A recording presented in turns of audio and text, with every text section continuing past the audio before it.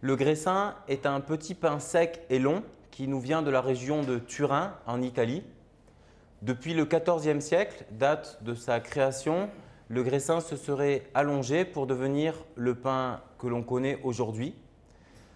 C'est un pain qui contient de l'huile d'olive dont le diamètre peut varier entre 3 et 4 mm jusqu'à 1 cm. Les plus petits, lorsqu'ils ont un diamètre de 3 à 4 mm, sont appelés des graissini.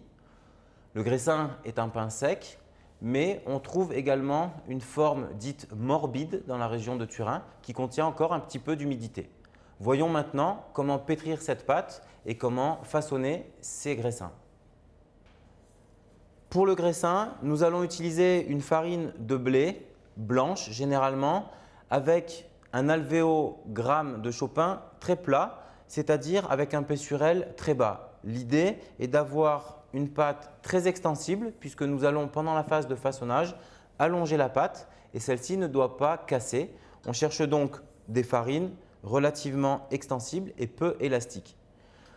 Ensuite, la pâte est additionnée de sel, de sucre pour la couleur plus que pour le goût, il y a très peu de sucre, de malt qui va aider également à la coloration et parfumer légèrement le graissin, ainsi que d'eau et d'huile d'olive. Les ferments de la levure naturelle sont rajoutés toujours après la phase de phrasage. Commençons donc le pétrissage qui est un pétrissage lent très court. L'idée est de faire une pâte homogène sans lui donner trop d'élasticité. On met donc ici, on va pré-mélanger les éléments secs à la main très rapidement dans la cuve, ici. Ensuite, on va rajouter toute l'eau et toute l'huile et commencer le pétrissage. Le pétrissage va donc durer 6 minutes en première vitesse. Juste le temps de former une pâte relativement homogène.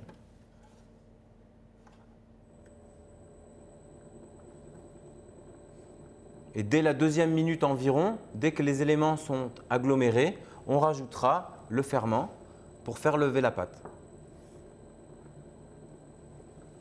Après 1 à 2 minutes de pétrissage, nous allons rajouter les ferments dans la cuve, ici, et continuer le mélange.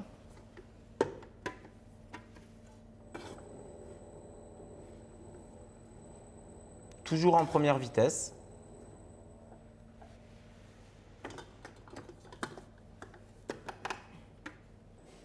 Après 6 minutes de pétrissage en vitesse lente, nous arrêtons la cuve, ici, et on va sortir la pâte.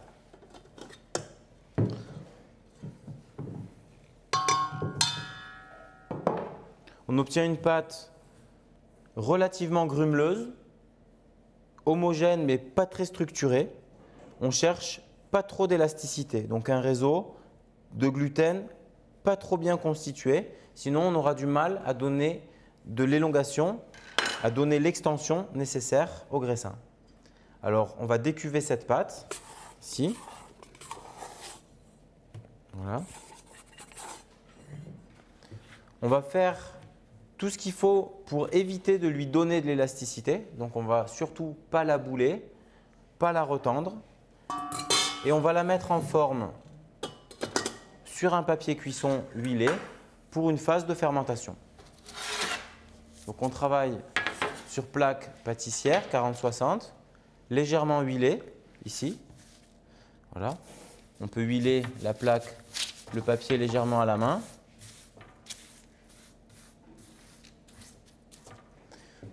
On va prendre le pâton et le diviser en deux et constituer des morceaux de pâte. Alors on pourrait s'aider sur la table ici. L'idée est de constituer des morceaux relativement réguliers sans les façonner.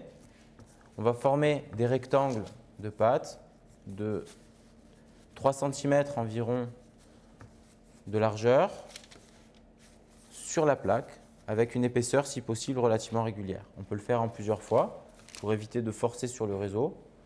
On allonge ici la pâte. On fait la même chose de ce côté. Voilà, sans forcer, en essayant d'être le plus régulier possible.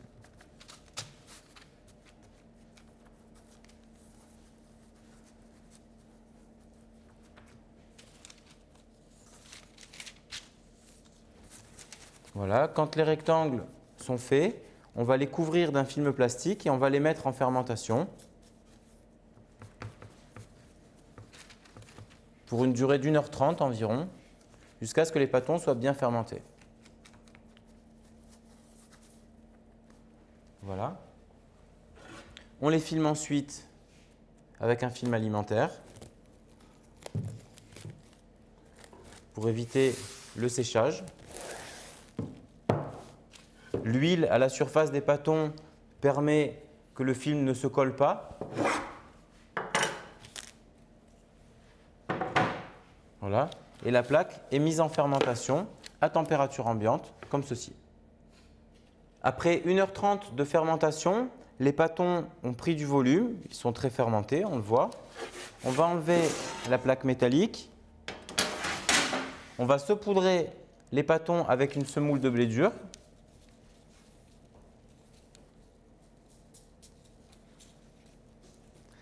Et on va ensuite détailler les graissins. Donc le détaillage se fait au coupe-pâte et selon la taille du produit fini que l'on souhaite obtenir, on peut détailler les graissins plus ou moins gros. On va en couper quelques-uns. On va ensuite les allonger en une seule fois. Donc on prend le graissin et on l'allonge, on le pose sur plaque. Donc il n'y a pas de tension. La pâte doit être suffisamment extensible pour accepter de se déformer en une fois. Ici. Et les graissins sont posés sur plaque.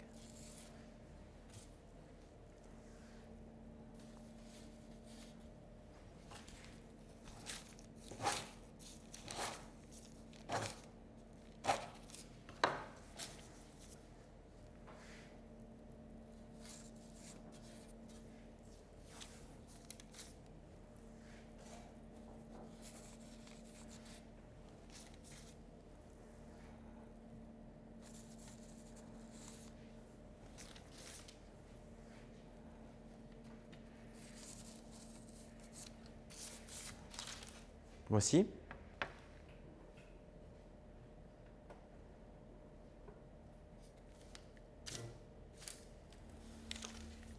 Le principe étant de partir du centre et d'allonger ici le graissin vers l'extérieur. Donc on a les doigts qui partent du centre du petit pâton ici, à cet endroit-là, et qui vont tirer vers l'extérieur.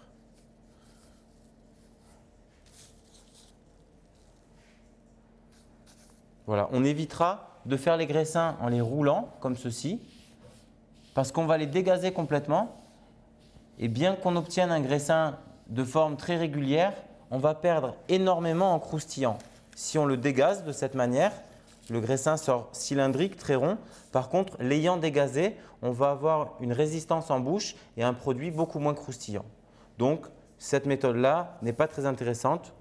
Après cuisson, les graissins sont donc colorés, on a une couleur blonde, on obtient ce pain très long, tout à fait sec et très croustillant, donc qui n'offre aucune résistance en bouche, très croustillant, un goût d'huile d'olive très prononcé, délicieux.